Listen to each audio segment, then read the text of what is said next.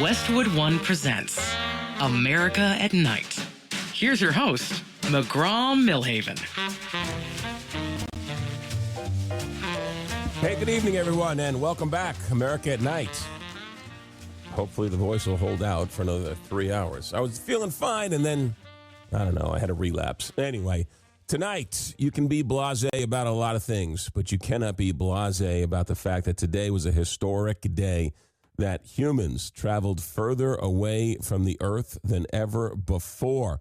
We're talking about Artemis II, and we're going to talk to Butch Wilmore, Barry Butch Wilmore. You may not know the name, but you certainly know the story. He was the astronaut who was stuck in the space station for 10 months. It was supposed to be a 3-hour tour, an 8-day journey, and there was something wrong with the Boeing Starliner. They decided to stay up there 10 months to be safe. He's finally back down. He has retired, and he's joining us now to talk about today's historic mission. Mr. Barry Butch Wilmore, welcome to America at Night. Great to be on America at Night. Thank you so much for having me. Well, thank you. First, let's talk about today. What are your thoughts as you watch the historic news today? Well, you just said it. Historic. I mean, literally, that humans have not traveled that far away from the planet in human history. They're only the 30th persons, 4 of them make 30 that have seen the backside of the moon in the history of human spaceflight. Only the 10th mission to go beyond low Earth orbit into the lunar area of the lunar surface and see it from that vantage point. It's absolutely historic. You look at the pictures differently than the rest of us. What have you seen from some of the images that have been beamed back to Earth? Well, I think you can't help but see the beauty of our Lord's creation, both of the moon, the stars, and certainly this planet as you look at it from that vantage point. And again, the vantage point that hasn't been seen in 54 years with human eyes. Yeah. And it just screams of the glory of God. What people, I won't say people, me, I'm upset they're only doing one lap around. They should at least do a couple of laps around the moon.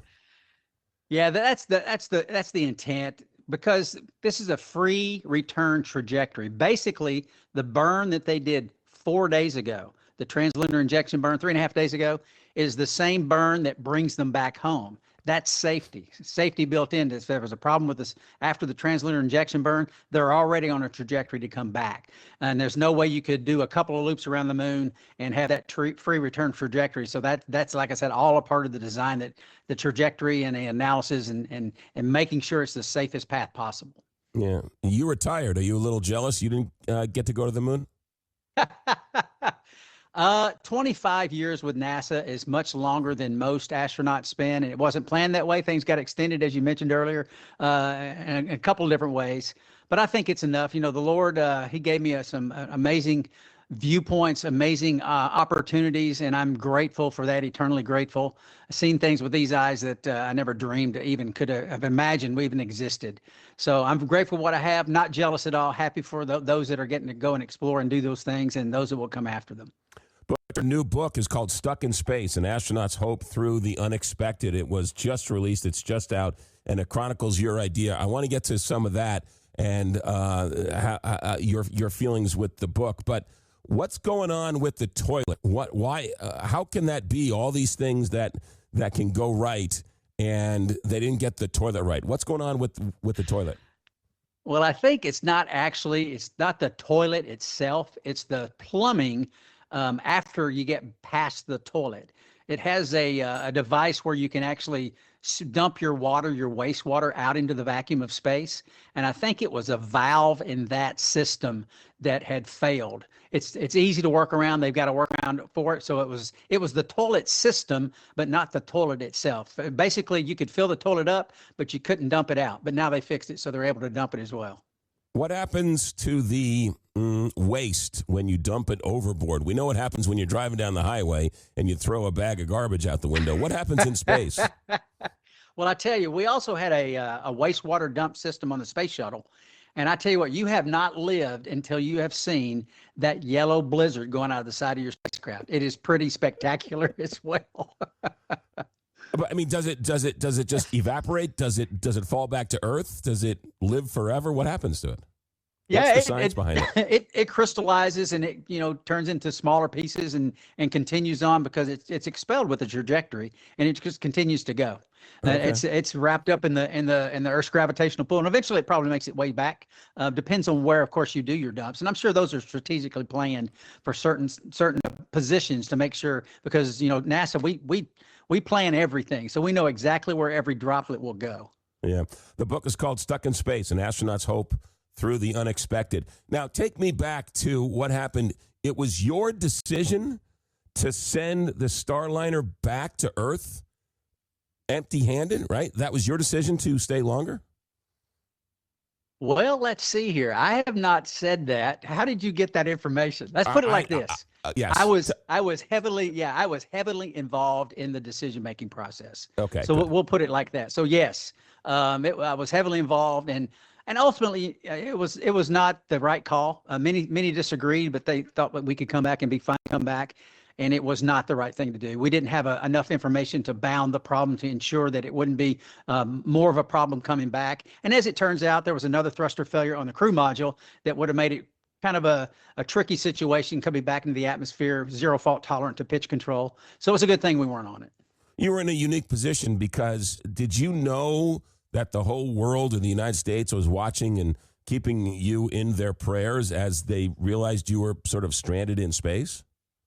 Yeah, we had a lot of information specifically about people were praying for us, and we're so grateful for that. And without question, there's power in prayer. The effectual fervent prayer of a righteous man availeth much, and we know that. So to those that are listening that did pray for us, we are so grateful. As far as the immensity of the whole issue and the global, notoriety, I guess is a good way to put it, of it, I don't think we were completely aware of that. We knew that it was getting some widespread coverage, but the fact that it was what it was, we didn't really learn all that until we got back. 10 months up there. Did you just play cards for 10 months? What did you do? Did you actually do any work? Well, you got to realize Sonny Williams, and myself had been space station commanders in previous space flights. So we understood operations of the space station. We actually pushed to get some extra training so we would be prepared for all contingencies, whether that be spacewalks or working the robot arm or maintenance or science and everything in between. So we were fully prepared for a long duration, though it wasn't planned to be that way. And as it turned out, it was a good thing because we just assimilated ourselves into the normal operations, fixing things that would break because everything breaks just like it does in your house, and doing the science and of course spacewalks as well, which we did as a part of the the process of outfitting the station and fixing things that are broken and those type of things. You sound like a very spiritual man, which is wonderful, but you're up in space for 10 months. You must have had time to sort of ponder and look and imagine. What do you tell people when they ask you, what is it like to go in space? That's a great question. It is very difficult to put into words because that there's only a handful of individuals in the entire universe that are experiencing what you're experiencing. And you know that your Lord is the one that allowed you to be there. It gave me a desire of my heart. And I can't put into words the gratitude I feel. I can't put into the words the special prayers that, especially that first night we were on board station that we had successfully docked, because there was a period of time where we weren't sure that we were going to be able to dock, and we didn't know what our options were if we did not dock. And the options potentially could have been very, very dire. And so when we got successfully docked, that time in prayer that night was amazingly special. And just being in that environment, like I said, it's just a special place to be. And I would say, honestly, I think throughout it all, I've learned a lot from Scripture. I would say that by and large, I was content. There's a lot of things I learned that I did not know about Starliner and some of the preparations for some of the hardware that, as a crew member, you have no purview over. There's some things I learned that was disheartening. But as far as being there in that situation, the book is titled, as you mentioned, Stuck in Space. But I don't think we get stuck anywhere. There's people that feel stuck in various aspects of life, jobs, marriages, whatever. But for this situation, the Lord put us there, according to his plan and his purpose, because that's what I see in Scripture. And that's how I understand our Lord to work and how he's working out, throughout history, including human history. And so, that, like I said, it brings much contentment. Eternal hope does that, brings contentment. You look out your window, I look out the window and I see a park. You look out the window and you see the earth. You don't Right. hear the you don't hear the noise. You don't hear people screaming at each other. You don't see the anger or the hate. All you see is this big blue marble. You look at the world differently now that you're back on Earth? I did not need to go to Earth, to go to space to learn anything about my Lord. But I certainly do have a unique perspective that I would not have had otherwise. And you do, you've heard it said many times before, you don't see borders, you don't see state lines, county lines, you don't see, country lines, you don't see any of that from that vantage point. All you see is the beauty, and it looks very serene, even though there are areas that are under turmoil.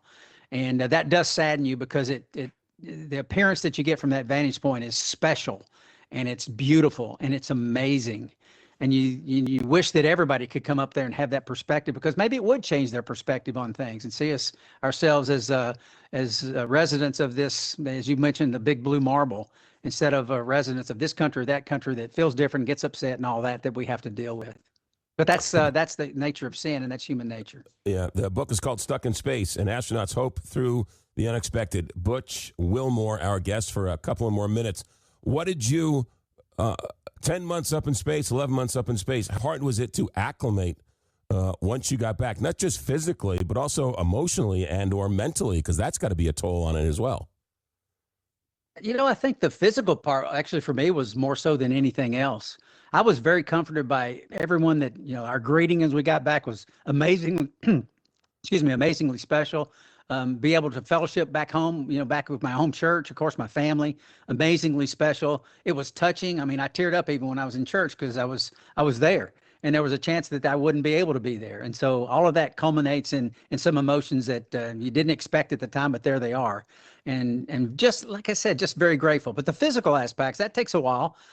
Your body is not used to holding up your structure and gravity, and there's some little muscles you can't work out in space, and boy, they get tense and tight and cramped and everything else for quite an extensive period of time. And eventually, though, your body adjusts to gravity. And when you first get back, gravity's not your friend, but eventually you do adjust, and life becomes more and more normal, day by day, month by month. When you're up in space, can you stream Netflix? Can you check email? Can you Twitter? Can you go on your Facebook page? What do you do for fun and relaxation? I wrote a book. There you go.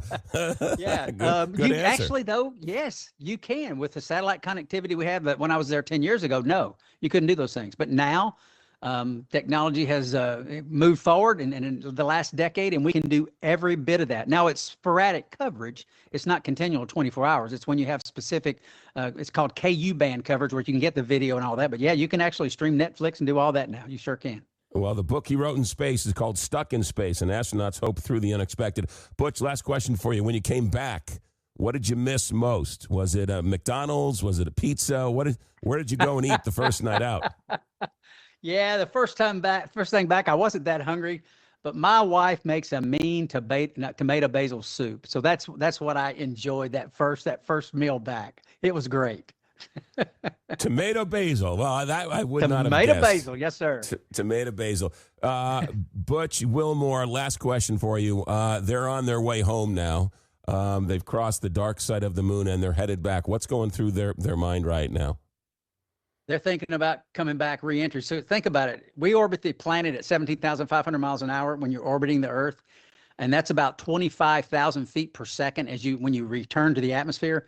They're coming back a lot faster. They're coming back about 25,000 miles per hour, which is about almost 37,000 feet per second. Put it in perspective, that'll be 7 miles per second. And they've got to hit the atmosphere just right, or they skip off and keep going. If they come too deep, too steep, then they burn up. So they've got to hit it just right. It's going to be a skip maneuver. They'll come into the atmosphere a bit, go back out a little bit into space, and then back in the atmosphere to hit put a pinpoint spot off the coast of San Diego in the Pacific Ocean. It's pretty amazing when you think about the technology and the guidance, navigation, and control that goes into all these missions. It is amazing. Butch Wilmore has been our guest. The book is called Stuck in Space, An Astronaut's Hope Throughout the Unexpected. Butch, thank you for telling your story. You are a true hero. And thank you for sharing. Be safe down the road, and best of luck. Thanks for checking in. Thank you, sir. It's been a pleasure. You got God it. bless. Barry Butch Wilmore. The book is called Stuck in Space, and astronauts hope through the unexpected. This whole hour, we're talking about space. Coming up at the bottom of the hour, we're going to talk to the man who is in charge of the U.S. Space Museum. We're going to do that coming up in just a minute. America at Night. We're just getting started. Back in a moment. Live from coast to coast, this is America at Night with McGraw Milhaven.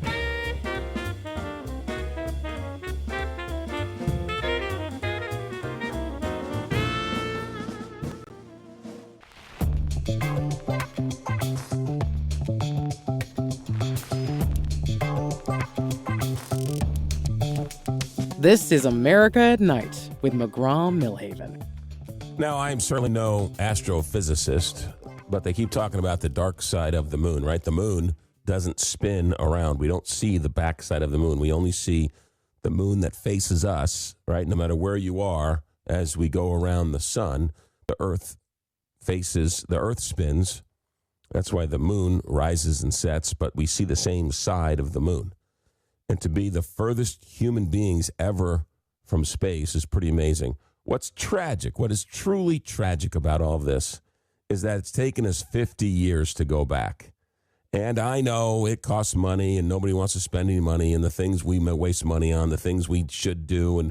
But there's something about space that is just too exciting. And it really is tragic that it's taken us 50 years to go all the way back. But we are back. Really? Because at 2026, we were supposed to be living in space. We're supposed to be playing golf on the moon, going to the moon for vacation, but didn't happen. However, there is a U.S. Space and Rocket Center, and we're going to talk to the curator and the director of exhibits, because anytime you take a walk down memory lane and you see the capsules that these men and women have been in, and you see the computers, the size of the computers, and what we have in our iPhones today is pretty amazing. So you don't know where you're going unless you know where you've been. And that's why coming up, we're going to talk with Ed Stewart. He's the curator and the director of exhibits for the U.S. Space and Rocket Center. And then next hour, we're going to talk about Wyoming, because there seems to be a billionaire boom in Wyoming. Billionaires are moving to Wyoming. There was a New York Times story about it. We wanted to find out why. Wyoming's a beautiful state. Cheyenne's beautiful. I've been to Wyoming. It's lovely. I've been to the Yellowstone. Why are billionaires moving there in droves? We'll talk about that next hour. Stay right there. We're just getting started. America at Night. Back in a moment. You're listening to America at Night with McGraw Milhaven.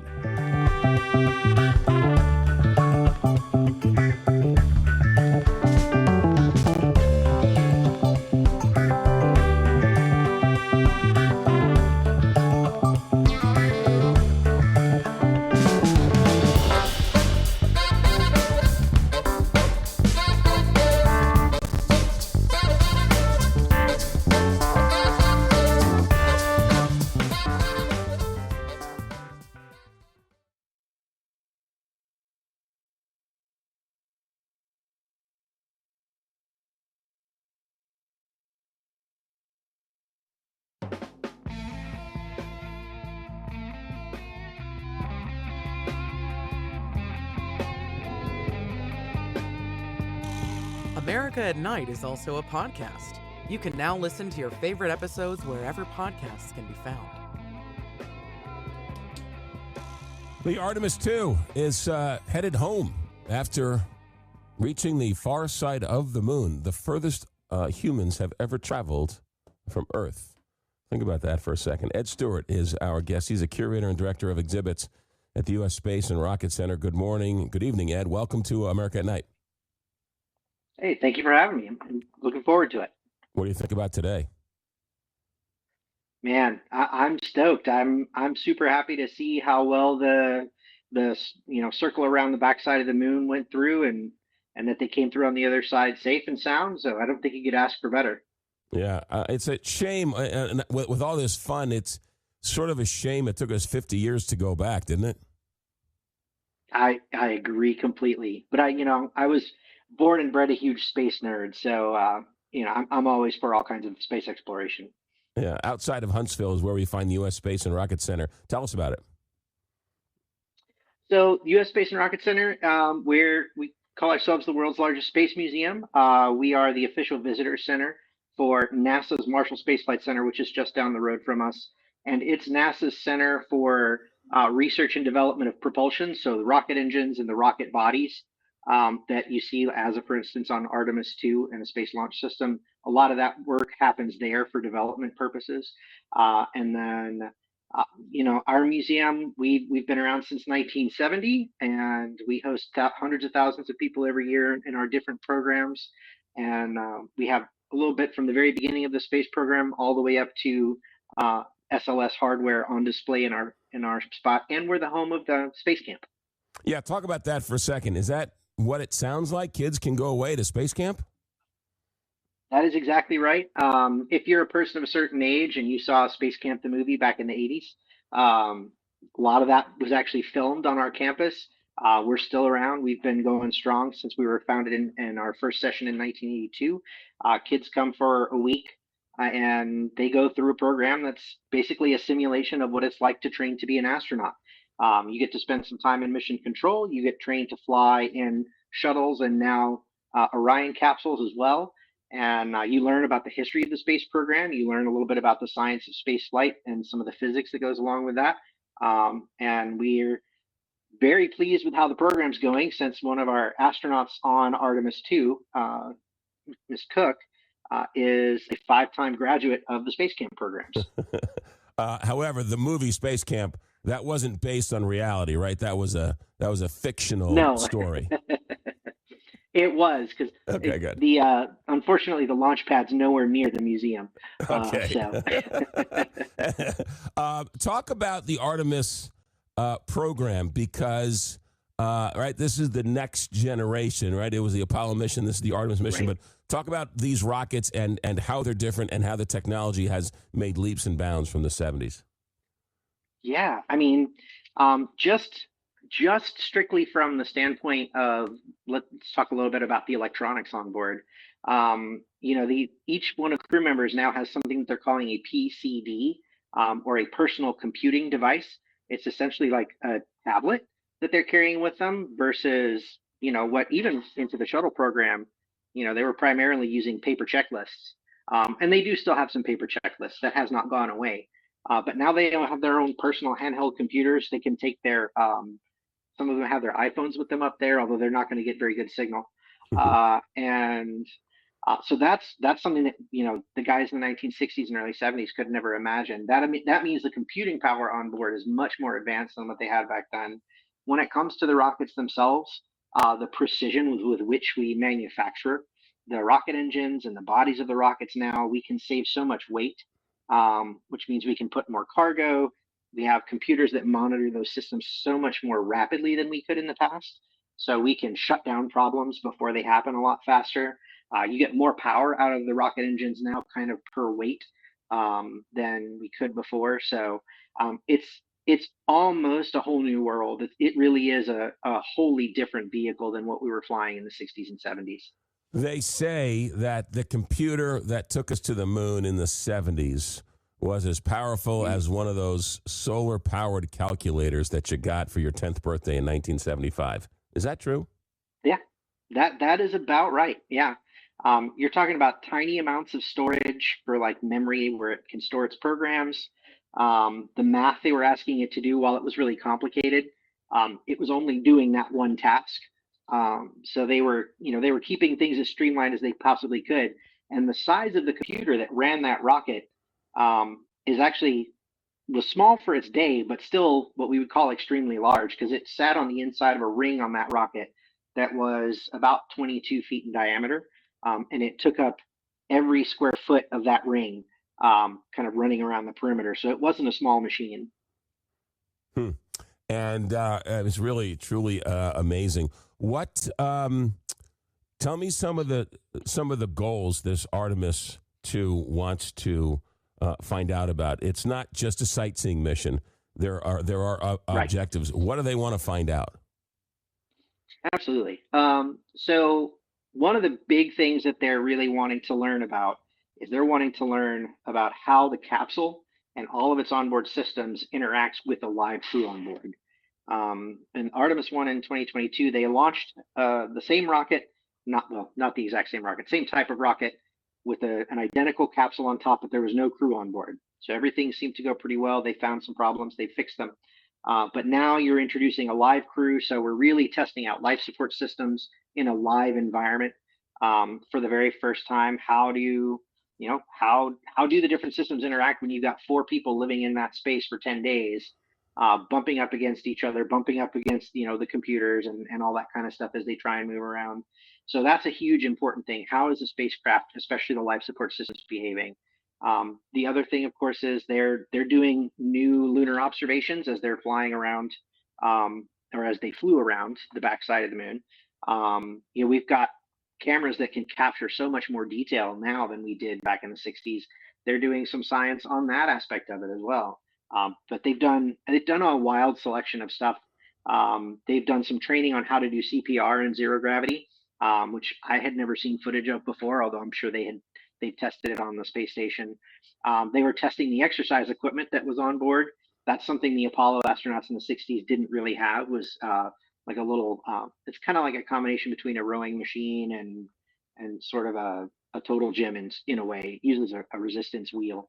And they have some small scientific, experiments that they're doing along the way. And so this is number 2. Number 3, yeah. The goal is to land on the south pole of the moon? So number 3, that was the goal. They've recently changed it and added an intermediate mission. So what is now the new Artemis II is actually going to be a mission in orbit around the Earth where they practice rendezvous and docking procedures, where they connect with their lander. And it's a very similar profile to what we did back in the 60s as we were getting ready for the first lunar landings with the Apollo program. And so hopefully Artemis 4 will be the mission where we actually put boots back down on the lunar ground. On the southern tip of the moon. Or no? I'm sorry. Yeah, on the southern tip of the moon, on the South Pole? Yeah, so the lunar South Pole is a really interesting place. They think that it's very possible, and there's been some evidence suggested by some satellites we've sent around the moon, that there could be some water ice deposits down there because there are craters and stuff because of the way that it's located relative to the sun. There are some spots down there that never get any sunlight. So it's entirely possible that there's big deposits of water ice, which would be super valuable in terms of setting up a more permanent, structure base on the moon, and looking at that as a resource that you could have without having to ship water directly up to the moon. So if that's there and we find it could be a huge boon to future development. Ed Stewart, our guest for a couple more minutes. He's the curator and director of exhibits at the U.S. Space and Rocket Center just outside of Huntsville, Alabama. Ed, what is the moon? Is it an asteroid that flew too close to the Earth? Is it what is it? What is the moon? Where did it come from? Do we know? So that's a great question. There have been a lot of theories over time, and kind of a captured asteroid is one of those theories. The best guess that the lunar geologists have now, based on the samples that we got in the 60s, is that the moon actually used to be a chunk of the Earth. They think that something came along really early in the formation of the solar system, and it either directly impacted what would have been a much larger planet originally, and then it kind of spun itself off into what we know now as the Earth and the Moon, or it had enough gravitational pull to kind of pull a big plug of molten rock and everything off of that larger planet, and then that would have become the moon. So that's kind of the going theory, because as they look at the composition of the rocks and soil samples they've brought back, the ratios of different types of minerals are extremely similar to kind of what we find in the samples that we can find here on Earth. But they show as much older, and they don't show or erosion from wind and water and stuff like that. So that's the best guess at the moment. How big is the moon compared to the Earth? The moon is about, this math I'm sure is going to catch me out. I think it's about a quarter of the diameter. So it's in one sense, it's about a quarter of the size. And the amount of mass it has is about, we get about 1/6 of the gravity on the moon compared to what we have here on the Earth, because gravity depends on how much material you have gathered in one spot. Sounds like you did pretty well in space camp by yourself, Ed Stewart. Not too shabby, thanks. How far? Part of the science fiction of all this is land on the southern south pole of the moon, and that's where we would then leave to go to Mars. I don't know that they have that fully developed out yet. I think most of the time when NASA and engineers and scientists talk about using the moon as sort of a launching place for Mars, I know for certain they're definitely talking about developing our technology and developing our techniques, especially for living off-world on another planet that's very hostile to human life. And the reason that the moon is hugely advantageous for that is because the moon is only a handful of days away with another launch, whereas a trip to Mars is, between 1.5 to 3 years of a trip. So it makes a lot of sense to practice on the moon for what we want to do to go to Mars. There is a possibility that the moon may be a way station, somewhere where you do literally stop at on the way. But I think that's still a little bit up in the air as far as NASA's concerned. Yeah. With just a few moments left, how do we find out more about Space Camp? How old do you have to be? Do you have to take science and math classes? Do you have to pass a test to get accepted? How do you go to Space Camp? No tests involved. The youngest you can be to come to Space Camp by yourself is age 9 and in the fifth grade. And from there on up, you can come for a week at a time, and you come and you learn about being an astronaut, learn about the engineering of rockets and space flight. You do simulated space shuttle missions and Orion missions. Some age levels do even simulated Mars landing missions.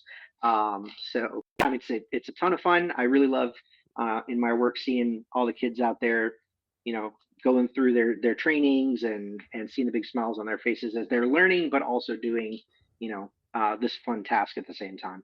Yeah, I have a 5-year-old, and we spent a day at Cape Kennedy's museums and walked around, and you could see the 5-year-old's eyes open up and sort of see it and touch it for the first time, and you just want to give her that experience. I'm assuming it's very similar at that U.S. Space and Rocket Center. Absolutely. But Space Camp is only here in Huntsville, so come see us sometime. Yeah, Ed Stewart is a curator and director of exhibits at the U.S. Space and Rocket Center. Are you staying up late with popcorn watching the live feed, or are you getting sleep for these last couple days? I've been getting a little bit of sleep, but I try and watch it as much as I can. I have it running on my desktop behind everything I'm doing at work during the day. Pretty amazing stuff. Ed Stewart, the curator and director of exhibits at the U.S. Space and Rocket Center. Ed, thank you very much for your time on a very busy night. Good luck and be safe. My pleasure. You as well. You got it. Yeah. It's pretty amazing when you get right down to it. I will say this. I haven't been to Space Camp, but I have been to the Cape Canaveral in just outside of Orlando. And if you get a chance, you go to the space shuttle building and you walk up the ramp. They put you in this outer room, and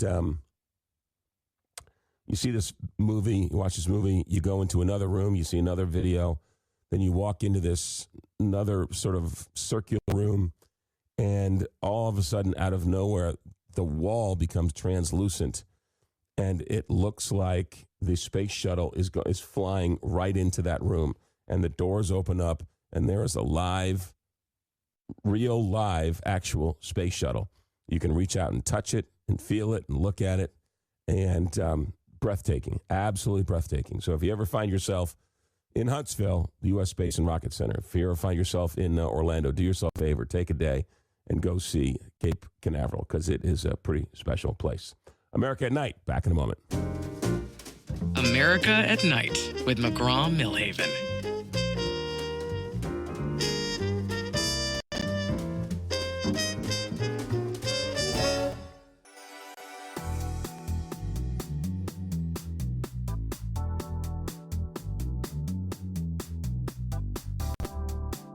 You're listening to America at Night with McGraw Milhaven. Hey, what a fun hour talking to a astronaut who was up in space for 10 months because he couldn't get a ride home. and then, of course, about the space camp.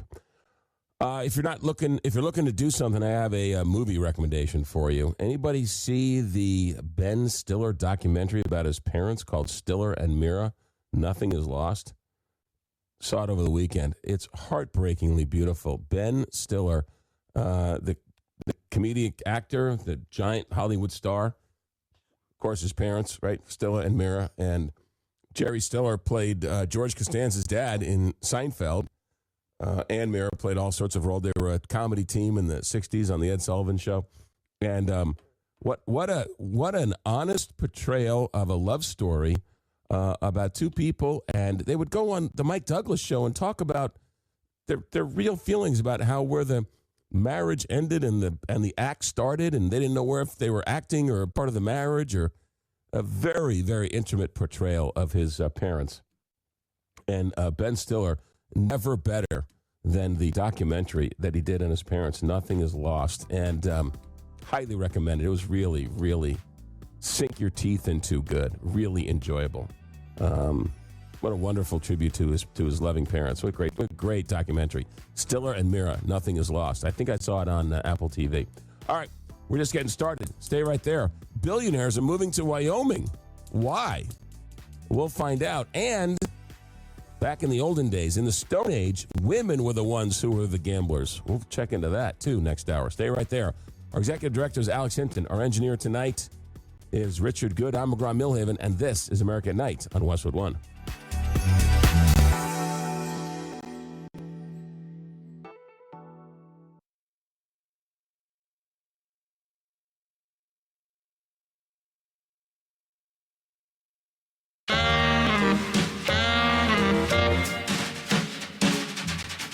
Westwood One presents America at Night. Here's your host, McGraw Milhaven.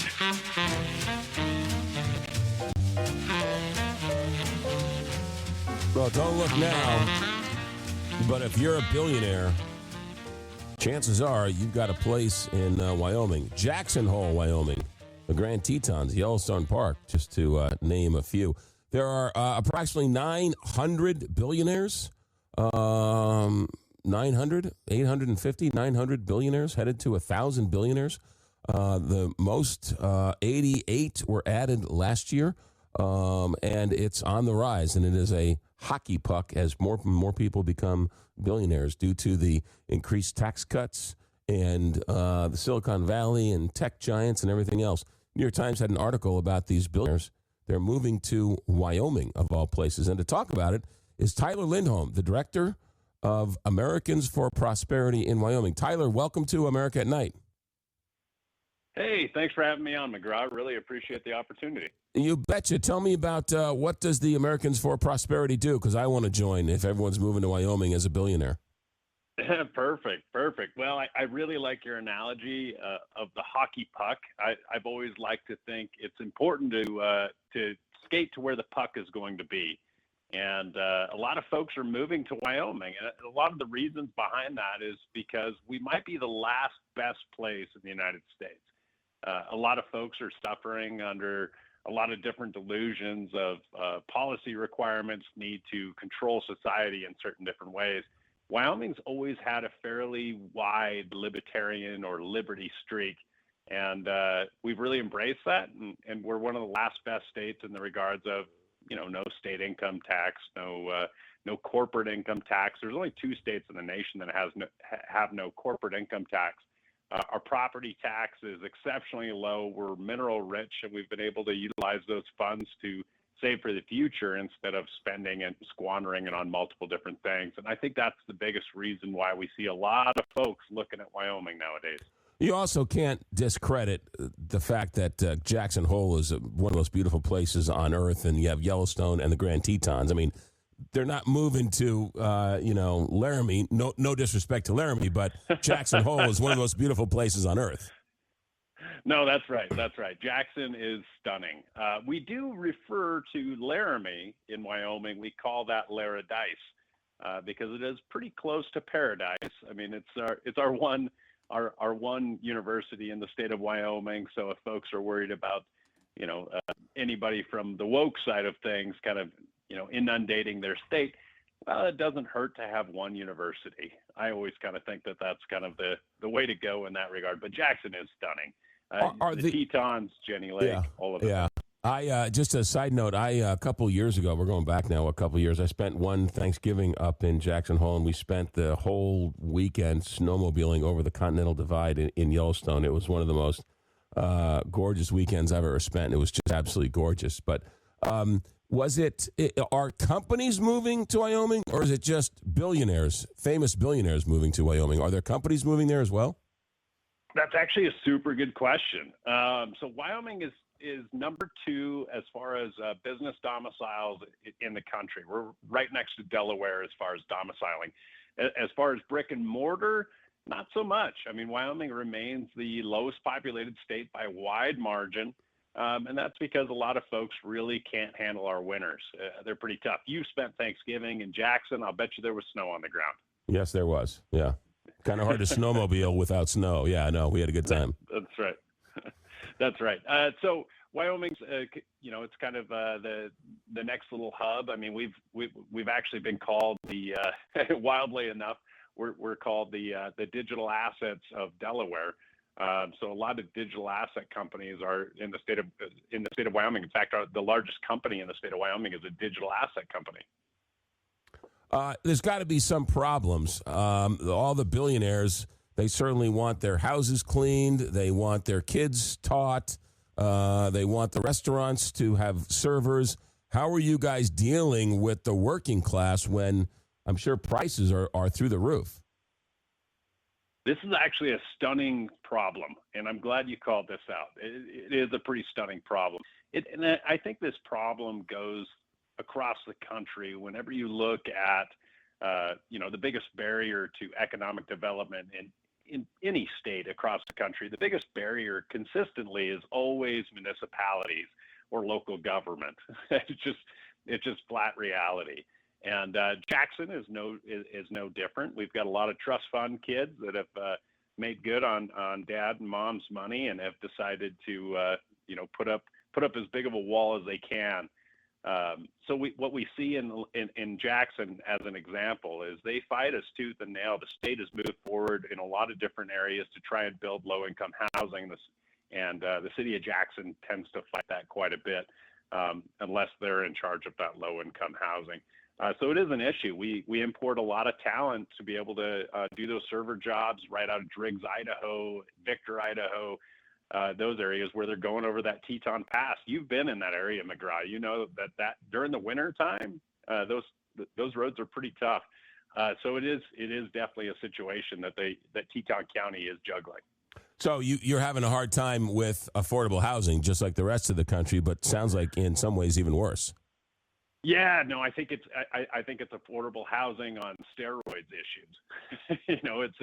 It's huge because the average house in Teton County, right in Jackson, is going to be 10x the price of anywhere else. I mean, there's more billionaires per capita in Teton County than anywhere else in the country, and so it's really hard to price that into consideration, and that's why a lot of folks road trip in. The money's still good. I mean, a lot of folks that work there in the service industry have no problem or issues road tripping in because the money is much better than what they would see in Driggs or Victor.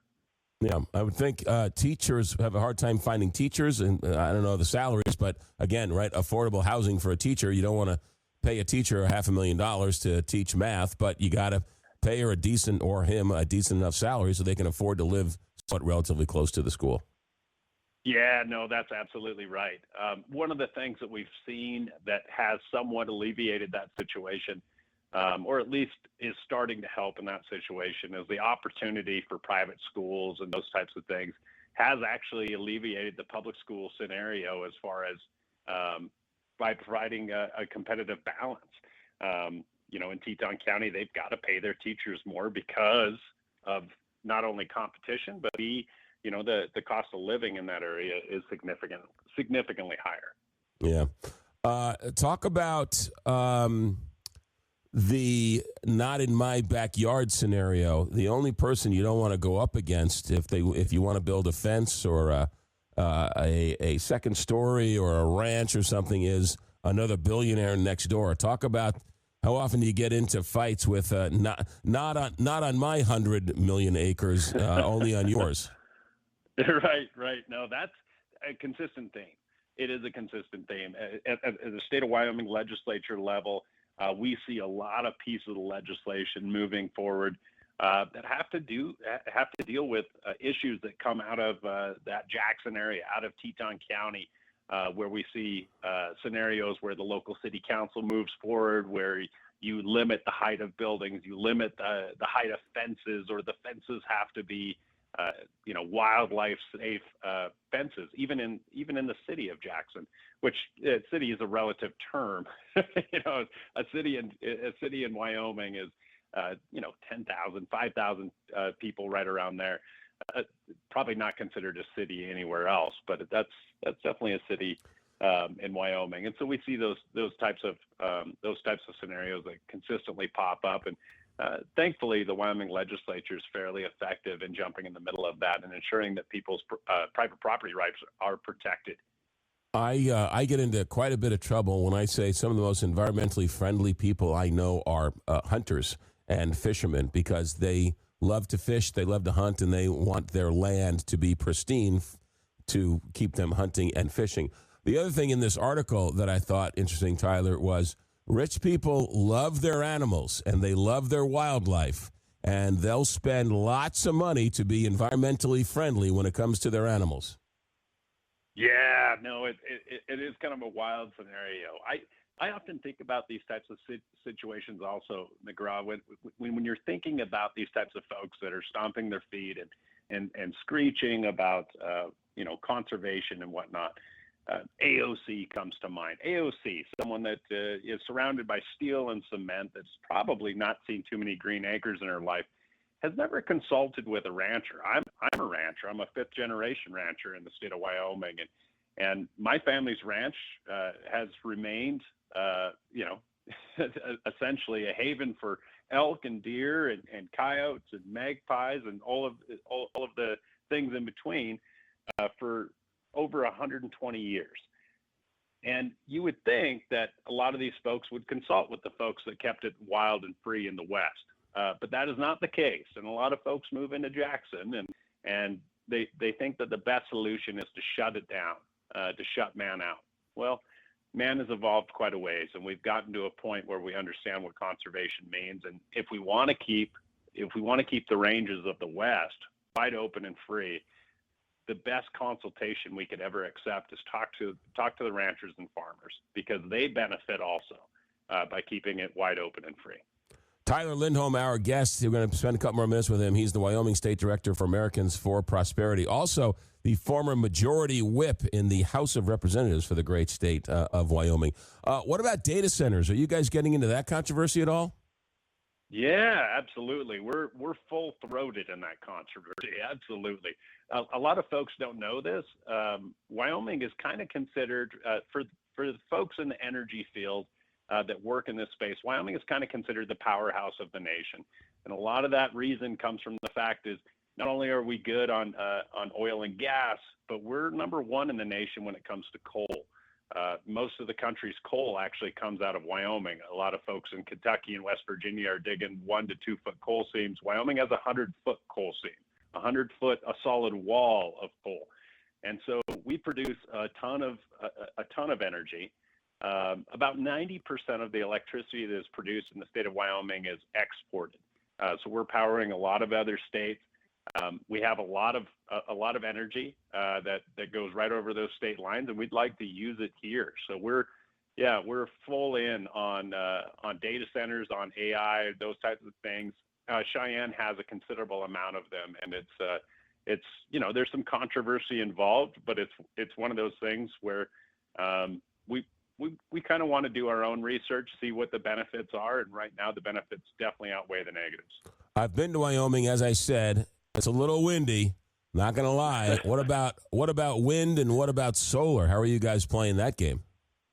So I actually daylighted for a little over, well, I guess daylight's probably not the word.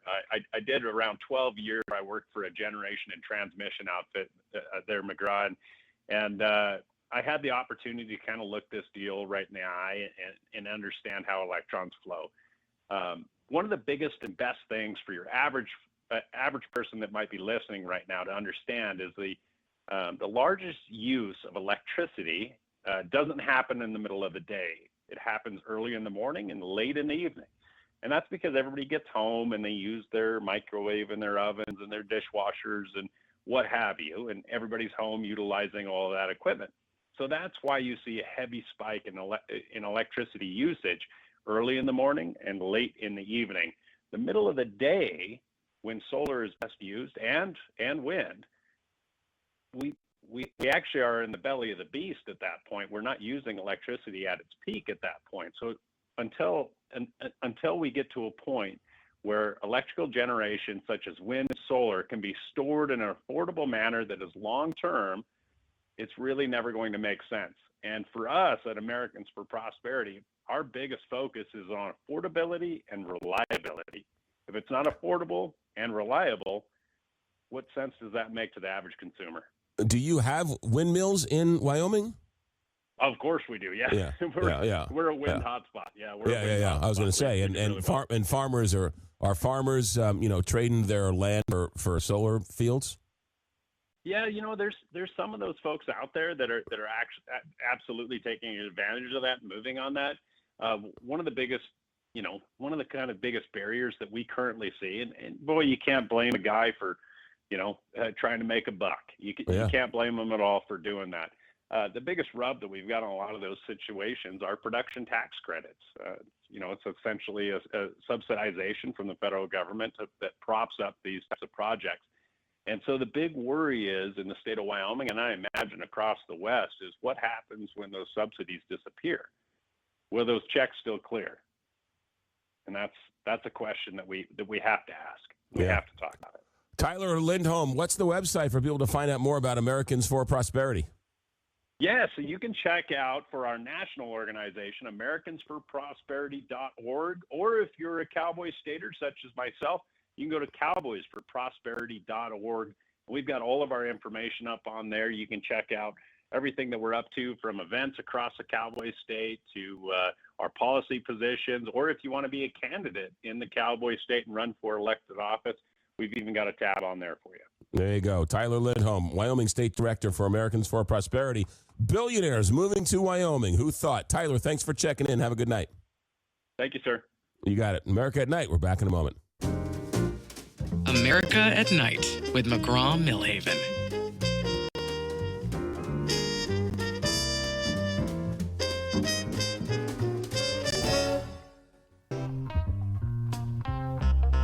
Hey, we are officially out of time for this break. Hold that thought. When we come back, we are going to check in with an archaeologist. He was a lawyer turned archaeologist. America at Night. Back in a moment.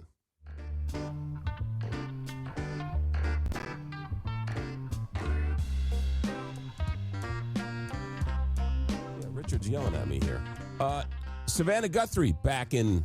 Are we done? What are we doing here? Are we breaking?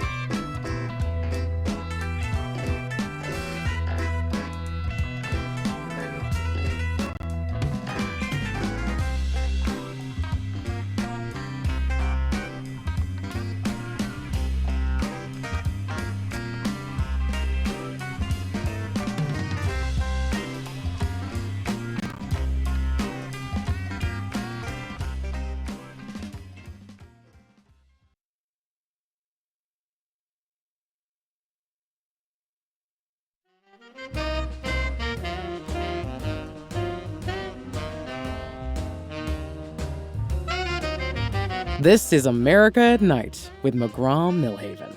Well, this next story is so hot it even made an appearance on Weekend Update on Saturday Night Live. Yes, that's how hip this story is. Robert Madden is our guest. He's an archaeologist and a PhD candidate at Colorado State University. Robert Madden, welcome to America at Night. Thank you for having me, McGraw. It's my pleasure to be here. Well, congratulations on this news. Let's get right to it. But before we get into your discovery about gambling dice, which is a really interesting story, you were a courtroom lawyer. You quit that to become an archaeologist. Do I have that story correct? This is true. Did you fall on your head? What? Did you Well, it's an interesting transition. yeah. Well, I think archaeology is probably the better job, but I did start off as a lawyer. I had a fascination with the courtroom and got to do all of I could stand of that. I did it for almost 25 years. So I was a trial lawyer, for 25 years on a lot of big fraud cases. So, some really huge cases with really huge records, which turned out to be just excellent training for this project, which was just sifting through just thousands and thousands of archaeological site reports to kind of get at this stuff. So it was good training. All right, good. So you've discovered prehistoric dice. How did you find it? And tell me about it. Yeah, sure. So these dice, these are Native American dice. They're absolutely by far the oldest dice anywhere in the world. And so where this all started is that we've known for a long time that Native American people have their own indigenous dice games. When Europeans first got to the New World, one of the first things they kind of noticed was that Native Americans kind of all over the place they saw were using dice. It was a very widespread practice. They had their own special kind of dice. They weren't six-sided dice like we're used to. They were two-sided dice. They had their own special games, and Europeans really took a lot of notice of this. And so they kept a lot of records. They wrote down a lot of records of what they were seeing. They collected the dice. It was something that was really interesting. And so, I saw that and I thought, well, wow, this is really interesting. How far back does this go? And some work had been done on that, but not a lot. And really the problem was nobody really felt like they knew, well, how are we going to figure out what these dice are? Did they exist in the record? How would we pick them out? So what I did is I took that really voluminous record that had been compiled by ethnographers, over the centuries of just recording what these dice look like and how they were used. And I created this kind of test for going back into the archaeological record, kind of a checkpoint of attributes. And if it met all those attributes, then it had to be dice, because it was just exactly like these other ones. And there wasn't anything else that matched this test other than dice. And so I just started tracking these artifacts back through the archaeological record. I spent about 3 years doing it, just it took a long time going through a lot of old archaeological site reports, digging up old books, digging up old records, going to museums. And at the end of it, I found almost 600 dice from almost 60 sites in the western part of the United States, and they span the entire 12,000-year history in which we know for absolute certain that Native Americans have been here.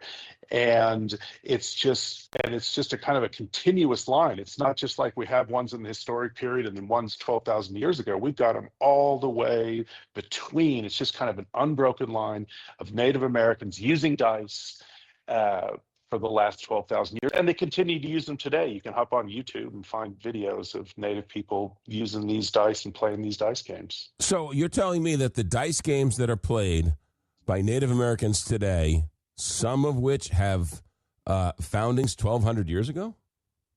12,000 years ago. Yeah, back in the last ice age. Wow. Yeah.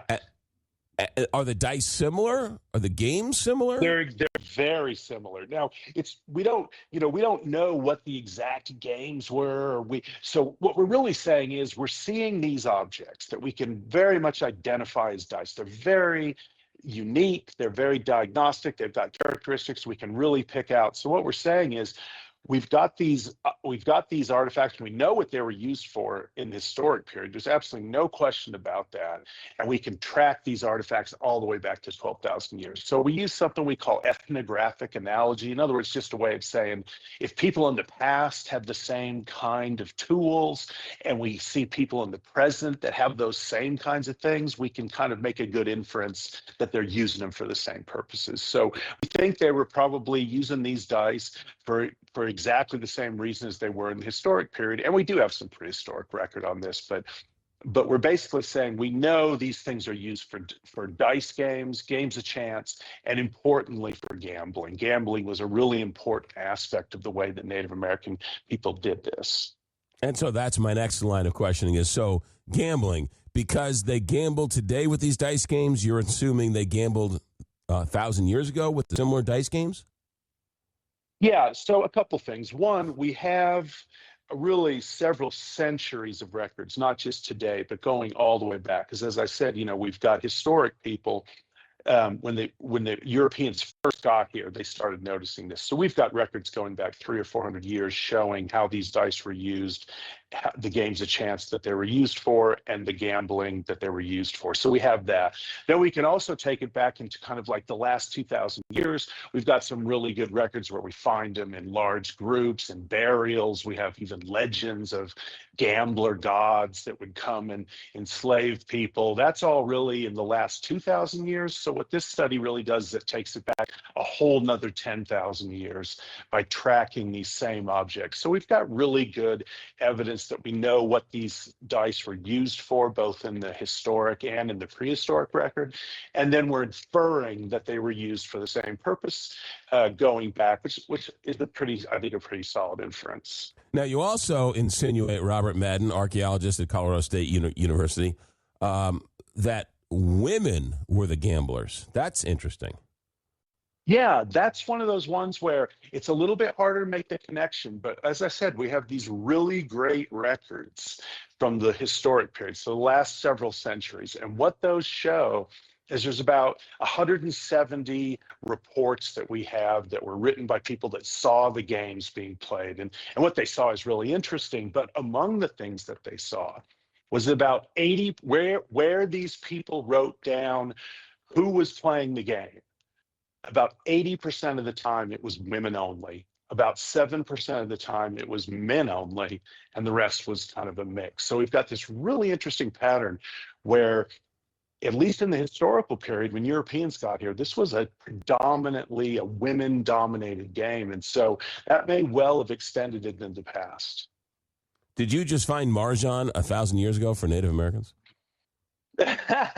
Well, possibly. Although these dice are a little bit different. They're used a little bit different. The play's a little bit different. But yeah, some similarities for sure.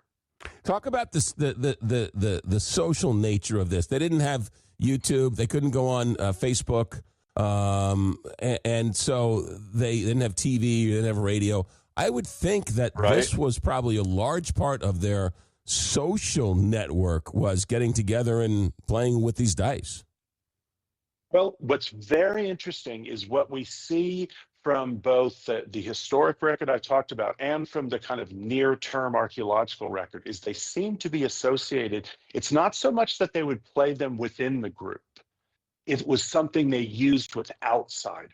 These tended to be reserved for gatherings where groups would come together that didn't see each other very often. Maybe these groups didn't know each other, if at all. They may not even speak the same languages, but they all knew the games. And so the games became a way for these people to come together to exchange information, create relationships, and really importantly, to trade, because it creates this context in which you can move goods between people that don't otherwise have a pre-existing relationship. And in ancient times, in these societies, These are hunter-gatherers. These are people that are highly mobile people.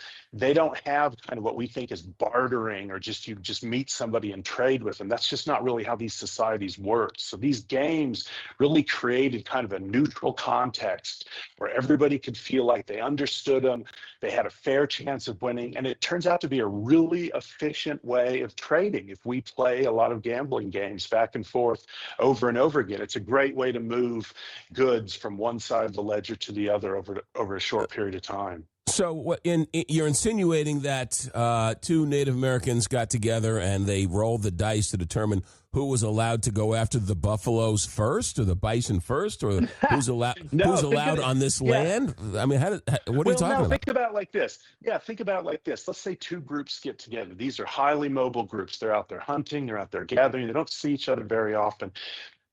Maybe once a year they come together and they meet up at a certain place. Or where there's a lot of people they've not met before. The games allow them to sit down and they start trading. Like, for instance, let me just describe to you what one of these games would look like. So you'd have two players. They would take turns throwing combinations of these dice. You'd have a referee who would be they would announce the score at each turn. You'd have scorekeepers who would be holding these counting sticks. That's how they would score the game. You're trying to reach a certain score. Whoever gets there first is the winner. You've got people gathered all around watching. These are raucous affairs. All kinds of side bets are going on, not just on the main game, but people are off on the side doing all these side bets. So you can imagine you've got people are interacting. Think of a very crowded, very active craps table, lots of excitement, lots of noise, and goods just moving back and forth between these two groups. So it's just an incredibly great way to get people together, get them integrated, get them socializing, get them trading goods and information in ways that they otherwise just really wouldn't be able to under kind of their normal social structures. And you can figure all that out just by digging in the dirt and looking at some of these artifacts and sort of piecing this all together. Well, yeah, I mean, obviously with archaeology, we always have to infer, right? If we see a spear point, we've got to make an inference that, well, this was probably put on the edge of a stick and it was used to hunt somebody. We don't have photos, we don't have written records. We have to infer. And that's why what we do with things like this is we say, do we have something that's in the kind of cultural lineage of these people? Are they still doing this kind of thing? Can we look and then see that? So yeah, the fact that we have an unbroken line of these artifacts stretching from the present all the way back 12,000 years and a several thousand-year history of understanding how those were used, that gives us a fair amount of confidence to say, yeah, we can take that all the way back and carry that explanation with the similar artifacts all the way back 12,000 years. Robert, what's the reaction to this news from the Native Americans and others since you made this announcement? Well, obviously, it's gotten a ton of attention. It's gotten a huge amount of press. People are very interested. I mean, obviously, it's a really big deal. We tend to think of Native Americans, especially North America, as being, not a lot of complex societies. We don't think of a lot of civilization coming out of North America. We don't necessarily think of a lot of highly complex intellectual accomplishments coming out of North America, despite all their other accomplishments. But so this is really kind of a real game changer. It changes not just the history of dice, but the history of the kind of early understanding of probability. It moves all that into the new world. And so it's gotten a lot of attention. I've had some conversations with some Native groups. I've got more things going on in the future. And everything I've heard right now is they're very excited about it. They say, gosh, we don't need white people to come along and tell us about our history, but we love when the sciences can kind of confirm that what we know about how important our societies are and the complexity of them. And so they're excited about it. Yeah, I think it really does put an important intellectual accomplishment in Native America far before anybody would have thought that was even possible. Yeah, and anybody acknowledge that you made an appearance on Weekend Update on Saturday Night Live? Well, it wasn't me; it was the dice. So I give them the starring role. But I have heard about it, and I've seen it, and I've seen it's very funny, and so yeah, I love it. It's great. It just shows that it's breaking through into the kind of cultural zeitgeist, and people are interested in it. Yeah. Is it too much to insinuate or to infer or to at least make mention that it's ironic that a lot of the Native American reservations were the first ones to sort of bring casinos and gambling back, and they were allowed to? Is that too much of a No, of a stretch? I think it's great. I don't think it's a stretch at all because, as an archaeologist and anthropologist, we look at things from the very long term. And so what this is really telling us is some of the first, we're seeing Native Americans thousands of years before anybody else engaging with chance and creating games of chance and using them for gambling. So it makes a lot of sense to draw a connection with thousands of years later. Native Americans are just adapting a really old cultural practice to modern conditions. This is the way gambling exists in our modern world. So to me, it makes a lot of sense to see Native Americans stepping into something that's really, their cultural patrimony. Robert Madden was a lawyer, said it wasn't good enough, so he decided to become an archaeologist and discovered dice, 12,000-year-old gambling dice in North America, predating the earliest known dice from the old world by more than 6,000 years. Robert Madden, congratulations on your find. Thanks for checking in, and thanks for being a good sport. Good luck down the road. Thank you, McGraw. I appreciate you helping us send the message out. You got it. Robert Madden, an archaeologist and PhD candidate at the Colorado State University. Pretty amazing. America at Night, back in a moment. Live from coast to coast, this is America at Night with McGraw Milhaven.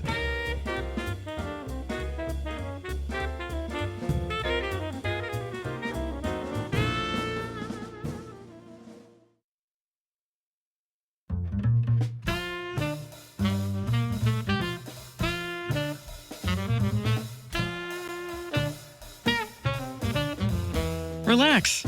You're listening to America at Night with McGraw Milhaven. All right, 2 hours just about in the books. We got an hour of open phones straight ahead. My voice, knock on wood, might have gotten a little better over the last 2 hours.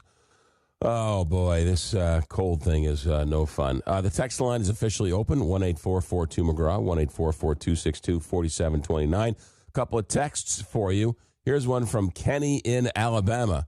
I hope you're sick more. I like the other guy better. All right, good to know. Eden in Naples, Florida. McGraw's back. Thank goodness. Please keep that other guy away. I didn't like him. All right. Something for everybody here.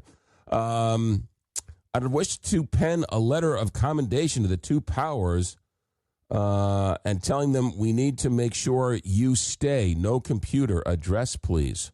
That is from Pennsylvania. Call the local radio station and make a comment there. Bill Cosby got stage fright and bombed in his first stand-up gig. The owner caught up with him backstage between sets and told him, "You're not funny. You stink. Get out. If you run into the guy I hired, send him in there. He's funny. But you, get out." His next set was a success. It's a real deal. We had our comedian on, Quincy Carr, on Friday night. It was an enjoyable conversation talking about bombing and failing and trying to figure it all out. And being an artist is not easy. Being an artist is not only is it you got to come up with an act, but you're fighting your own insecurities all day long. That's the nature of the beast. All right, stay right there. Phones are lighting up. 1-844-2-McGraw, 1-844-262-4729. Those are the phone numbers. The text line is open. Text or call, and don't forget you can sign up for the show page, if you will. Each night, Alex sends out a text about the guests we're going to have each night, and you can sign up by texting your phone number to 1-844-2-McGraw. Just text us, and Alex will send you the link, and you can sign up. It's as simple as that. Also, all the shows are turned into podcasts where all fine podcasts are housed. Stay right there. Open phones next hour. Our executive director is Alex Hinton. Our engineer tonight is Richard Good. I'm McGraw Milhaven. This is America at Night on Westwood One.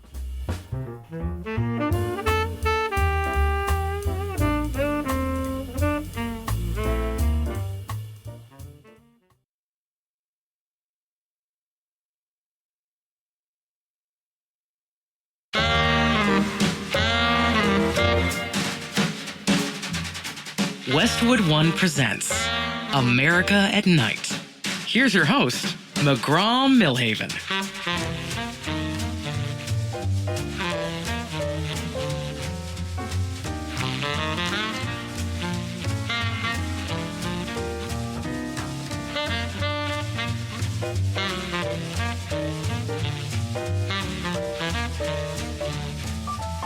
Monday night, new week, beginning of April, new month too.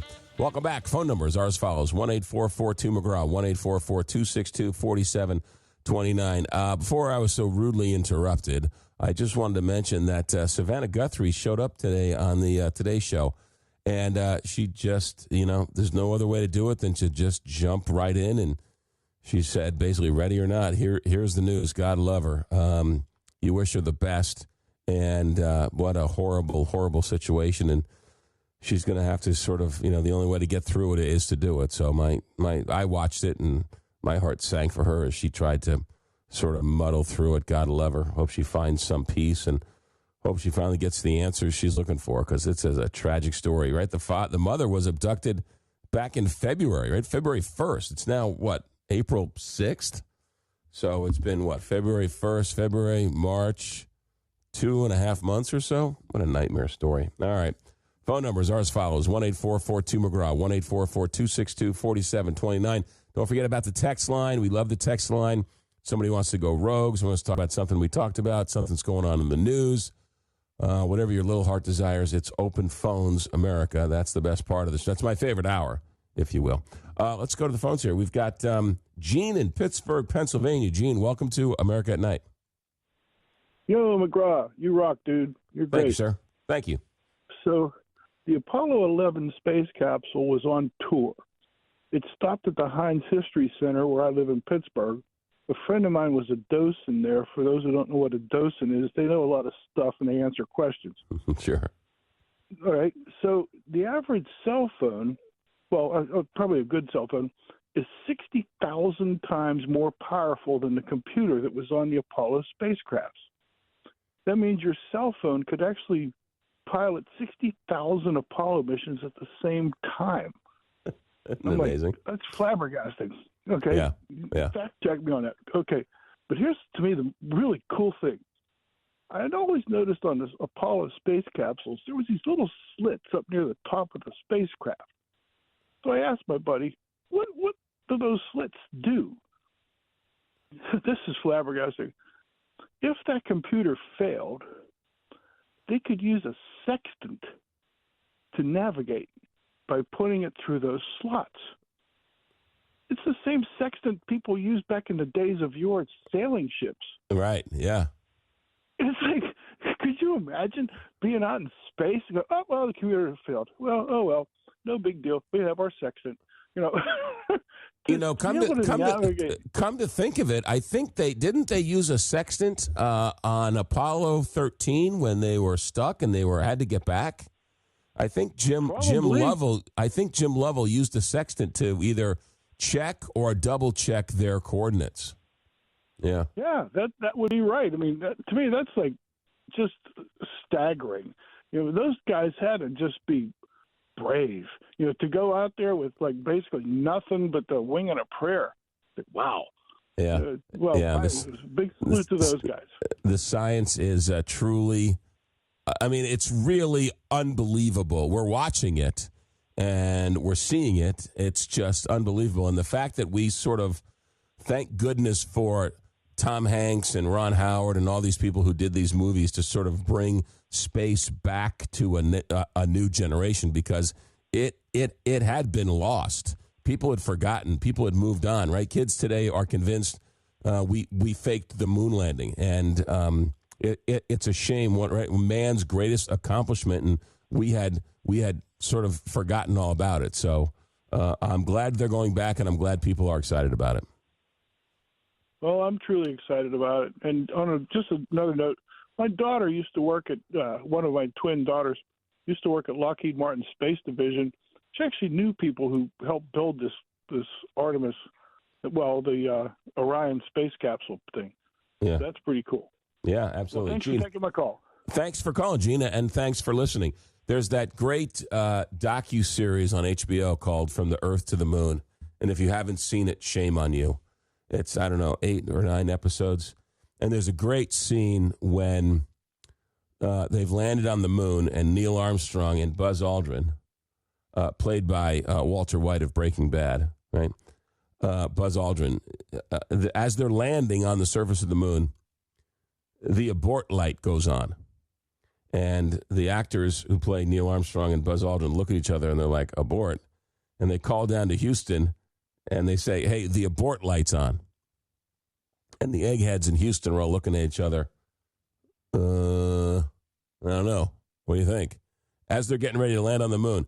And the one engineer guy says, tap on the glass. See if that makes the abort button go off.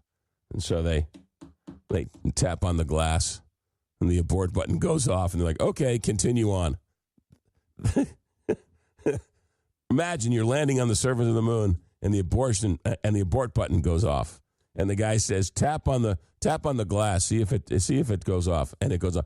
It's like if you've ever been in radio and you call up the engineer and you're like, it's not working, it's supposed to be working, it's not working, and the engineer says, jiggle the cord, jiggle it, turn it off, and then turn it on again. See if that works. Oftentimes it does, right? But they were landing on the surface of the moon. Tap on the glass. Amazing. Let's go to Catherine in Vancouver. Catherine, welcome to America at Night. McGraw, I'm having a dilemma again, okay? All right, I'll see what I can do for you. Oh, I was sitting here eating my chocolate eggs, the nice ones in the little tin foil guys. The and Cadbury's? So nice. Are you having a Cadbury? They're the little tiny ones that come in the little nets. Okay. And they're all different colors, the tin foil. They're tiny, sure. Right? Yeah. And they're just so nice just to suck on. They're so smooth, and sitting here enjoying it. And all of a sudden, my mind goes into this rabbit hole, and I'm thinking, you know what? Bunnies don't lay eggs, and furthermore, they don't lay chocolate eggs.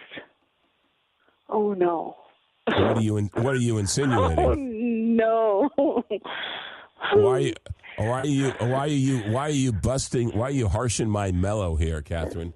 Why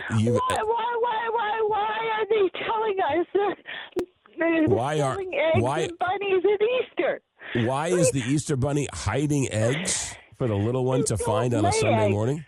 Bunnies don't lay eggs. That is one of the greatest things that no one's ever brought up to me before. I can't answer that question for you. They don't lay chocolate eggs. So then they're trying to trick us. That's gross, right? Well, it's a great question. How did eggs become a thing for the Easter bunny? Because chickens lay eggs, not bunnies. And then they make a chocolate bunny, thinking they'll do this that way, thinking the chocolate bunny is going to lay chocolate eggs. I don't, Catherine. One of the great mysteries of the universe. I cannot answer for you. Catherine, enjoy your egg regardless. Thanks for checking in. Thank you. I don't have an answer for. There are things in the universe that I cannot answer. America at Night, back in a moment. America at Night with McGraw Milhaven, where the nation comes to talk.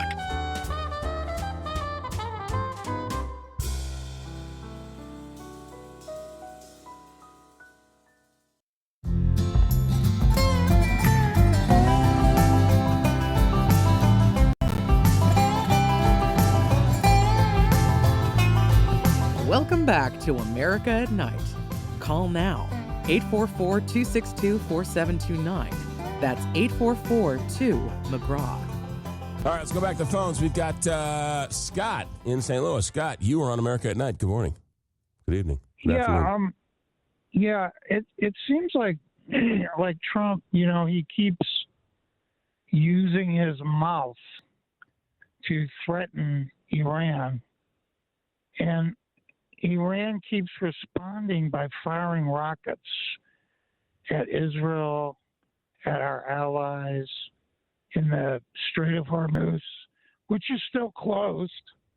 And, we're bombing them, but it's not stopping them.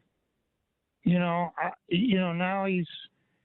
he's like threatening to destroy Iran again. You know, he loves to threaten people, but you know, the Europeans and you know, they're not buying it. Well, And, Scott, I see you haven't taken my advice and turned off the news. No, man, that's part of me, man. Yeah, no, I hear you. Look, I don't. Donald Trump is clearly frustrated because Iran is not acting like he wants them to. He wants them. He wants them to cave. He wants them to give him the victory. He wants them to call mercy. And I don't know where in their past one would get the idea that Iran would call mercy. They are religious zealots, and they live for this. They've been planning on this for 47 years. They've been planning for this. They knew the infidels were coming. They knew America was coming. They just didn't know when. And so this plays right into their hands. And so all they're doing is they have to survive. He can destroy the country. They don't care. They don't care. And so Trump is sort of imposing like Western philosophy on them, and they're playing a different game. And so this is what people were afraid of, is now if he escalates it, right? If he follows through on his threats, he's going to escalate it, and he's going to push the Iranian people further and further away from the Western civilization and more into the hands of the religious zealots who are running the country. And all they have to do is survive.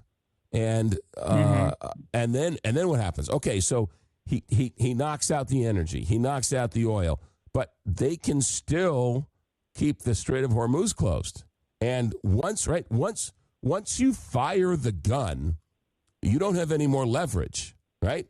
So Iran is they're not winning, but they're certainly getting under the man's skin. And by him continuing to say that we're bombing all these sites, great, wonderful. But the Strait of Hormuz isn't open yet. So and by going after the energy infrastructure and the desalination plants and anything else you want to talk about, that's not getting the Strait of Hormuz open any sooner. I think it's going to stay closed until Election Day. Yeah, I don't know. I don't know. I don't know how this ends. I don't think anybody knows how this ends, which is what I said on day one. If you think you know how this ends, you're kidding yourself. If you think you can superimpose, right? He wants to bomb them back in the Stone Age. They don't care. So he's threatening them with things they already expected. And so how do you go about fighting an enemy that doesn't have the same values you have, that doesn't have the same morals, doesn't have the same ethics, doesn't have the same definition of winning? They don't care. And on top of all of that, remember, the Trump administration lifted sanctions on Iran so they could sell oil. They're making money hand over fist with the price of oil going up. So even though he's threatening to destroy them, the regime he's most upset over is making hundreds of millions of dollars because he's allowing them to sell their oil on the open market. It's a strange dynamic for sure. Hey, Scott, thanks for the phone call. Appreciate it. Okay. Paul in Boise. I got about 2.5 minutes to the bottom of the hour break. Paul, good morning. Welcome to America at Night. Morning. Thanks for the Savannah update. Sure. That type of pain is unbelievable. Oh my goodness, it's heartbreaking. I can relate my personal pain. It took my dad 10 years to die from Alzheimer's, and then 3 months after he died, my mother died of a broken heart, basically. Yeah. And then my older brother, on top of that, 4 months after that, he died suddenly. So it was like boom, boom, boom, boom, boom, and you don't know where to start. you're grieving. Yeah. Because there's so much of it that's just overwhelming. So my heart goes totally out to Savannah. I hope she finds some kind of peace. And all right. I think the two airmen that were rescued, I think could be a tremendous shot in the arm to the American people that they probably had never felt before. I know I found it to be almost unbelievable that that they found the guy? Story. Talking about the plane that that crashed. Well, we were right Friday night we were talking to the Navy pilot who sort of went chapter and verse what the pilot probably went through and what was happening. After listening to him on Friday's show, I felt rather hopeful that there was a pretty good chance if you could just sort of listen between the lines. He talked about the different beacons and the code words and the training and all those types of things. And when they found him, whenever that news came out, I guess it was Sunday morning, I was like, you know what, that guy, he didn't know, but he gave me hope that they were going to be able to find, if he survived the ejection, it gave me hope anyway that they were going to find him, and they did. Yeah, pretty amazing. It was a tremendous feeling of patriotism that swept over me. I haven't felt that in a long time since the bicentennial, way back in '76. That is a long time for you to feel that patriotic, Paul. There's a lot of things that you should feel patriotic over.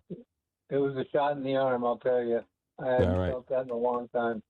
Paul, thanks for the phone call. Appreciate it, as always. From the text line, 1-844-2-McGraw.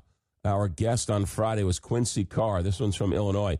Quincy Carr has a super sweet spirit, and he gives all of us who hate cursing a super funny show to enjoy without having to endure one curse word. Invite Quincy Carr back often, please. Yeah, he was really great. We'll see if we can put him in the rotation, if you will.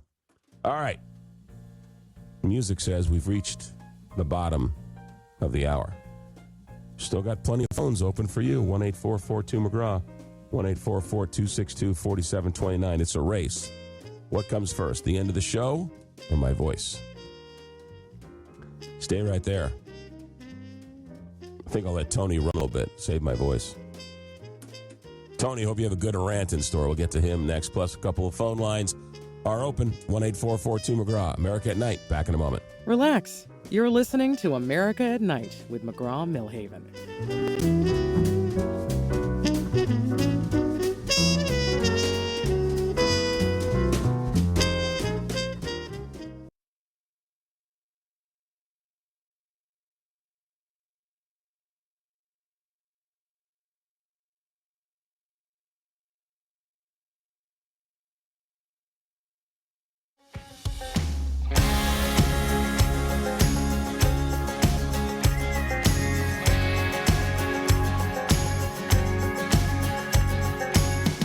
Text line is open. Send us a message at 844-2-McGraw. That's 844-262-4729. All right, 1-844-2-McGraw, 1-844-262-4729. Phone calls and text messages are wide open. Tony in Montreal, good evening. Welcome to America at Night. Good evening, McGraw. I got an interesting story. It's a combination of things. It's history and it's about pilots. Your other caller was speaking of pilots. So the issue for me is two things. The pilots that were downed in Iran, you mentioned it the other day, multiple pilots were shot down. But Trump secretly, and over a 2-day period, rescued these pilots. So I started looking back and I said, you too, Gary Francis Powers, over Russia when he was a CIA recruit. He was a lieutenant in the Air Force. He was a lab technician, and they brought him from Peshawar, Pakistan, where the U.S. Air Base was, and they flew to central Ural Mountains. And it was the first time the Americans had ever gone there. But he was flying at, I believe, 70,000 feet or 21 kilometers up, which is ridiculously high. It's pretty much in the stratosphere. Maybe somebody else could tell me what level is, but it's quite high, obviously. But he was shot down. And he was shot down, and he faced 10 years in prison. Some say it was 3 years, but he spent 21 months in prison. Then there was a prisoner swap for, I believe, the agent that the Americans have followed was a fellow by the name of Abel. I don't catch his first name, but anyway. Was this the movie? Was this the movie Bridge of Spies? I don't know what the movie is. I just read it in history. I know about Gary Powers, and it was an incident during the turnover from Eisenhower to, I guess, Kennedy. So it was in May of 1960 where this happened, right? So here I'm thinking that the United States was embarrassed because they were not supposed to be spying on Russia, but they said they had been just doing certain type of scientific work. And of course, the Russians the next day came up with the fuselage and Gary Powers alive. Because hold on. Hey, this was depicted. This was the movie Bridge of Spies with Tom Hanks and Steven Spielberg, came out a couple years ago. It was a wonderful, wonderful story, and it talks about this Rudolph Abel and this Francis Powers and how Tom Hanks played this lawyer who figured out a way to sort of, swap the prisoners. It was a wonderful movie called Bridge of Spies. But anyway, I digress. Go ahead. So at least I got all the names right now. At least you're backing me up. So not bad for a history major. But anyway, the story ends really sadly in 1977 because Gary Powers, of course, retired, came back to the United States. He was a test pilot for the U-2s. And then subsequently, he was in a KNBC helicopter, and it ran out of fuel. But at the level that he was at, you have auto rotation, where a helicopter can, just by the rotation of the wings, detached from the engine, can come down and land safely. But Gary Powers said, if I follow the auto rotation, I'm going to hit an area where there were kids. So he deviated the auto rotation to an area where there was a dam, and he crashed and died with his cameraman. So he when he was in the U-2 pilot and he was shot down, he thought he had time to destroy the photographic equipment, but the G-forces pulled them out, and he wasn't able to destroy that, and that's what the Russians found. So imagine those pilots in Iran. They probably had all the same stuff. They had to destroy whatever espionage stuff they were using, and get out of that plane and survive, and then be in a hostile territory, and survive. The point what I'm making, okay, is it's a similar situation. When Gary Powers went down, the American public, Republican or Democrat, supported him. Okay, whether we were fighting the Russians, and we don't care. Russians bad, USA good. Democrats good, Republicans good against Russia. Today, you're fighting a terrorist organization that's running a country that subverted the political process. Okay, and of course, I don't want to get into who got upset that we found the pilot. Nobody got upset. What I'm saying is that I want to, other than Fetterman, give me one Democrat from Schumer, AOC, that got on a platform and cheered for the return of those pilots. I didn't hear anybody. Oh no! I didn't hear anybody either, but I would be hard pressed that they weren't thrilled that the. I can do a quick Google search on the break. I can't imagine anybody would have been anything other than thrilled that they were found and so. safe. Yeah, no, but but what I'm trying to say is, okay. I mean, you can look. You can. Well, yeah, but I don't. But you're Tony. You're not giving me any. You're not saying somebody said it. You're just saying if they said it. I mean, you're creating a straw man here. I haven't heard anybody. That would have been big news if somebody would have said something inappropriate here, right? I mean, I don't know of anybody. You can still be against the bombing and still be thrilled that this soldier was or the airman was found. That's plausible, right? I mean, Ann Coulter is all over Donald Trump. Marjorie Taylor Greene's all over Donald Trump, but they're still thrilled that this guy was found safe. I didn't hear any official Democrat get up on his soapbox like Schumer, who's always attacking Trump, saying, thank you very much, Mr. Trump. Thank you for bringing those guys back. A Democrat of some ilk that was in the Democratic Party, from a former vice president that became a presidential candidate, Kamala Harris, did she say anything about this? No, it's always whatever he does, even if it's good, they won't even say it's good for the country. I heard a lot of Republican people, commentators, different journalists say it was a well, but hold on a second. President Trump said John McCain wasn't a hero because he was captured. So, I mean, no. You're not going to do that to me. No. You did that to me once before. No, Donald Trump didn't say that? That's sidebar. Donald Trump didn't say that. Sidebar. I don't know what that means. Trump said that, but that has nothing to do with today. What I'm saying is, I'm saying this as an outsider, a Canadian, where everybody in that country today, whether you're a lunch bucket, look, a construction site, Tony, if you had if you had specific evidence of somebody saying something inappropriate, I would agree with you. I said that. I said nobody cheered. Nobody got on their soapbox, man. Like the Democratic Party should have been jumping up and down that we don't have another hostage like we did in 1978. Tony, I thank you for the phone call. I got to move on. I didn't hear anybody not stand. Every reaction I heard today or yesterday when they found the pilot, people were thrilled. People were, oh, thank goodness they found the guy, whether you're a Trump supporter or not. I didn't hear anybody sort of get upset that they found the guy or not care. There's no evidence of that. I thank you for the phone call, Tony. Danny and Rolla. Danny, welcome to America at Night. Hey, what's up, brother? How you doing? Tony knows more about politics, American history, than most American citizens. And I would like to congratulate him on that and ask, why isn't he an American instead of a Canadian? Well, it sounds like he was born in Canada. Well, his family's in Canada. That, but he could. Yeah.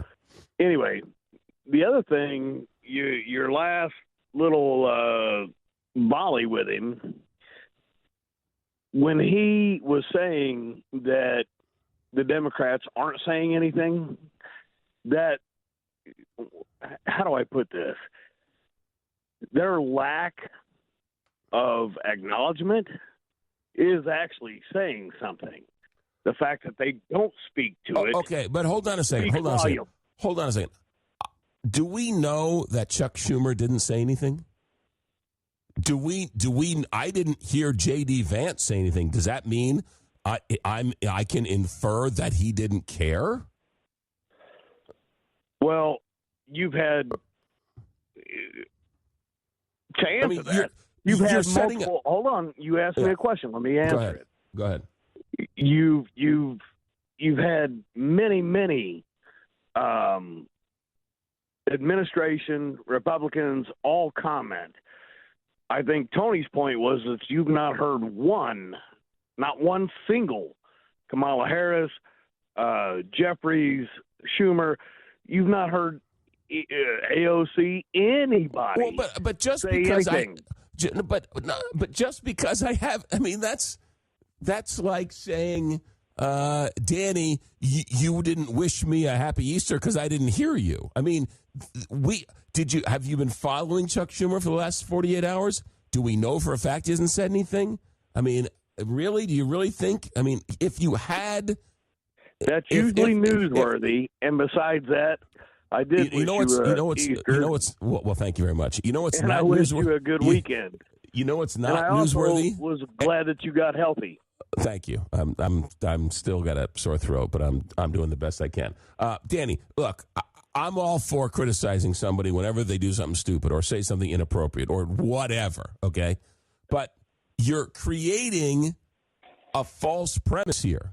You're saying I didn't hear any Democrat praise or be thrilled that this pilot was found. Therefore, how dare they?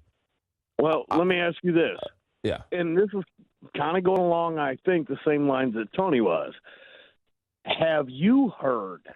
Have you read? And you know what? We have so much social media. We've got X. We've got True Social. There's enormous amounts. All right. Look, I live in Missouri. Our two So senators. do I. Okay. Have you heard Josh Hawley say anything about this? Have you heard Eric Schmidt say about this? We could go down the list of the phone book and talk about who. That's what I'm saying. I'm not. Well, yeah, what but I'm the saying. point is, what I'm saying is, just because I didn't hear Josh Hawley or his tweet or his comment or his statement doesn't mean he didn't say something. The point is, you don't have to have every single MAGA person or Republican or anybody that even claims to be conservative say something. But what's odd is the absence of even one How do we know? How do we know? I have no idea. I wasn't paying attention. Democrat. What's that? Have you heard one single Democrat brag that we? No. And the only Republican I've heard is Donald Trump say something. Because negative. You had Pete Hegseth. You've had like at least 5 or 6. I'm not saying no. Listen to me. I'm not saying they didn't say it. I'm saying I didn't hear it. Okay. Well, this is going to sound bad. Danny, you can't curse on the radio. I mean, Chuck. I don't know what we're arguing over. What we're arguing over is if a tree fell in the woods and you didn't hear it, did it still fall? I don't know what we're arguing over. Yes. McGraw. Yes, sir. Do a little bit of research. You're in the game. I mean, your broadcast is 3 hours. But holy mackerel. Danny. I don't know what we're arguing. You want me to research all the Democratic responses to something? No, sir. Well, on the break, I'm going to go see what some Democratic responses are to this pilot being caught or being found. Okay? If you can find something positive, that would be a plus for Tony. It'd be a plus for me. I love you, brother, either way. Have a good night. Thanks, Danny. Appreciate the phone call. Wash your mouth out with a bar of soap. All right, America. Now, I don't know what we're arguing over. I don't know where that went. That went sideways. All right, America at Night. Back in a moment. Want to know what's coming up on America at Night? Text RUNDOWN to 844-262-4729. 844-2McGraw for your daily show preview, delivered straight to your phone.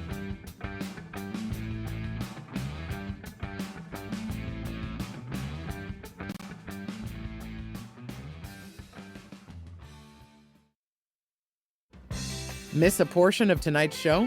Not a problem. Go to americaatnightlive.com to find a replay of every show. All right, just a quick Google search on the break. Chuck Schumer addressed the situation regarding the U.S. pilots downed in Iran. Schumer expressed support for the safe return of the crew members, stating, quote, "I'm praying for the safe return of the crew aboard the fighter jet and all those working to rescue them in these dangerous conditions." And then this one, how's this for a lib? Hakeem Jeffries, that lib.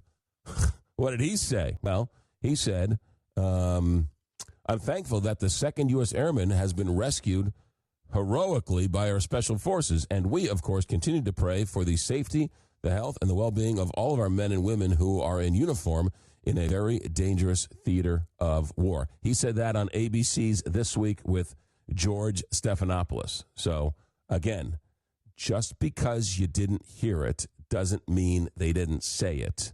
And just because you didn't hear it, I mean, you guys are twisting yourselves in knots, upset over something that it's pretty easy to find out. Holy mackerel. All right. The text line is going bonkers here. Let's see if we can get some of these. This one's from Pennsylvania, 412. You have the most interesting guests. Not sure where you find them, but keep up the great work. Quite the education and so much fun. Thank you. Hey, we appreciate that. Let's give a shout-out to our producer, Cynthia Rutt, our producer, Alex Hinton, our producer, Josh Gilbert, and I throw my own 2 cents in there from time to time. So we got a good team working on this show, and so it is a labor of love. So a shout-out for all of them. Here's another one. Who let the dogs out? Did I say that? Did I say who let the dogs out? I don't know if I did that. Here's one from Missouri. Did Donald Trump rescue the pilots? No, Donald Trump did not go in and rescue the pilots. I believe that was, it was SEAL Team 6, actually. That went in, among others, CIA as well. I don't know if we'll ever really know how many people or what actually happened unless one of them writes a book, and then that's only from one point of view. I apologize for cursing on the air. Won't happen again. Don't worry about it. I got you. We cut it out. For a homeopathic remedy, see Srirachen.com. Doc Sarah will get your weak immune system straightened out for free. You will have her on your show for sure. Get the book titled Moodtopia. I support the troops, not Donald Trump. And here's another one. Bridge of Spies was a great and awesome movie. I loved it. Yeah, Bridge of Spies was fantastic. Tom Hanks, Steven Spielberg. I think the guy who played the Russian spy, I think he ended up winning an Academy Award for that. And his name is, let's see if I can pull up his name here. His name was Martin Ryance. Won the Academy Award, I think, Best Supporting Actor, Bridge of Spies. It's a great movie. One of Tom Hanks' good ones, which are many. All right, we're done.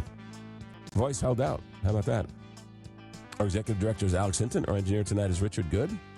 For Cynthia and Josh Gilbert and everybody here, I'm McGraw Milhaven. This is America at Night on Westwood One. Thanks for putting up with me. We'll see you tomorrow night.